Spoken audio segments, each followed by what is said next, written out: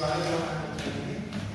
ಏನು ಇವತ್ತು ನಾವು ರೈತರ ಸಂಘಟನೆಯವರು ಇವತ್ತು ಇಲ್ಲಿ ಒಂದು ಪತ್ರಿಕಾಗೋಷ್ಠಿ ಮಾಡ್ತಾ ಇದ್ದೀವಿ ಅಂತ ಹೇಳಿದ್ರೆ 2017ರಲ್ಲಿ ನಮ್ಮ ಕರ್ನಾಟಕ ರಾಜ್ಯದಲ್ಲಿ ಲಿಂಗತ್ವ ಮತ್ತು ಲೈಂಗಿಕ ಅಲ್ಪಸಂಖ್ಯಾತರು ಎಷ್ಟು ಜನ ಇದ್ದಾರೆ ಅಷ್ಟು ಜನದ್ದು ಸಮೀಕ್ಷೆಯನ್ನು ತಗೊಂಡು ಅವ್ರಿಗೆ ಏನೆಲ್ಲ ಮೂಲಭೂತ ಸೌಕರ್ಯಗಳು ಬೇಕು ನೀಡಬೇಕು ಅನ್ನೋದನ್ನ ಸುಪ್ರೀಂ ಕೋರ್ಟ್ ಆದೇಶ ಕೊಟ್ಟಿರುತ್ತೆ ಸರ್ಕಾರಕ್ಕೆ. ಈ ಒಂದು ಸಮೀಕ್ಷೆನ ಇಟ್ಕೊಂಡು ನೀವು ಇದನ್ನ ಇಂಪ್ಲಿಮೆಂಟ್ ಮಾಡಬೇಕು ಅಂತ ಹೇಳಿ.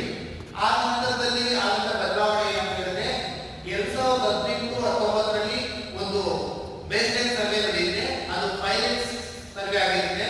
ಏನು ಇದು ಮಾಡಬಹುದಾ ಏನು ಅಂತಕ್ಕೆ ಆ ಸಂದರ್ಭದಲ್ಲಿ ವಿಜಯಪುರ ಮತ್ತೆ ಮೈಸೂರು ಈ ಎರಡು ಜಿಲ್ಲೆಗಳನ್ನ ಸೆಲೆಕ್ಟ್ ಮಾಡಿ ಅಂತ ಕೋವಿಡ್ ಸಂದರ್ಭದಲ್ಲೇ ನಮ್ಮನ್ನ ಚಾಲೆಂಜಸ್ ಆಗಿ ತಗೊಂಡು ನಮ್ಮ ಜಿಲ್ಲೆ ಮತ್ತು ವಿಜಯಪುರದಲ್ಲಿ ಒಂದು ಪೈಲಟ್ ಸ್ಟಡಿ ನಡೆದಿರುತ್ತೆ. ಆಗ ವಿಜಯಪುರ ಜಿಲ್ಲೆಯಲ್ಲಿ ಇದು ತುಂಬಾ ಕ್ವಾಲಿಟೇಟಿವ್ ಆಗಿ ನಡೆದಿದೆ ಮತ್ತೆ ಎಲ್ಲಾ ಸಮುದಾಯಗಳು ಇದಕ್ಕೆ ಭಾಗವಹಿಸಿದ್ದಾರೆ.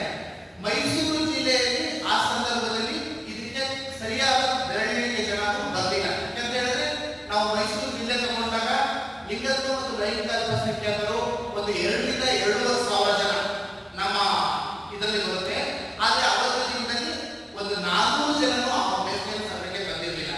ಇವತ್ತು ನಾವು ಇವತ್ತು ಪತ್ರಿಕಾಗೋಷ್ಠಿ ಮಾಡುವ ಉದ್ದೇಶನೇ ಯಾಕೆ ಅಂತ ಹೇಳಿದ್ರೆ ಇದು ನಮ್ಮ ಸಮುದಾಯದ ಸರ್ವೆ, ಇದು ನಮ್ಮ ಒಬ್ಬರದೇ ಜವಾಬ್ದಾರಿ ಅಲ್ಲ, ಇದು ಜಿಲ್ಲಾಡಳಿತದ ಜವಾಬ್ದಾರಿ.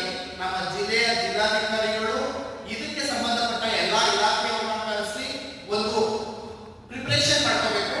ಯಾವಾಗ ಸರ್ಕಾರ ಬೇಸ್ಲೈನ್ ಸರ್ವೆ ಸ್ಟಾರ್ಟ್ ಮಾಡುತ್ತೆ ಅದಕ್ಕಿಂತ ಮುಂಚೆ ಪ್ರಿಪರೇಷನ್ ಇರಬೇಕು ನಮ್ಮ ಹತ್ರ. ಯಾವ ರೀತಿ ನಾವು ಜನಕ್ಕೆ ಇದರ ಅರಿವು ಮೂಡಿಸ್ತೀವಿ, ಟ್ರಾನ್ಸ್ಜೆಂಡರ್ ಅಂದ್ರೆ ಯಾರು, ಈ ಸಮೀಕ್ಷೆಗೆ ಯಾರೆಲ್ಲ ಭಾಗವಹಿಸಬಹುದು, ಟ್ರಾನ್ಸ್ಜೆಂಡರ್ ಅಂದ್ರೆ ಬರೀ ಸ್ಯಾರಿನಲ್ಲಿ ಇರೋರ, ಇಲ್ಲ ಸರ್ಜರಿ ಮಾಡ್ಕೊಂಡಿರೋರ, ಇಲ್ಲ ಅವ್ರ ಪ್ಯಾಂಟ್ ಶರ್ಟ್ ಅಲ್ಲಿ ಇದ್ದು ಅವ್ರು ಗಂಡಾಗಿ ಹೆಣ್ಣು ಭಾವನೆ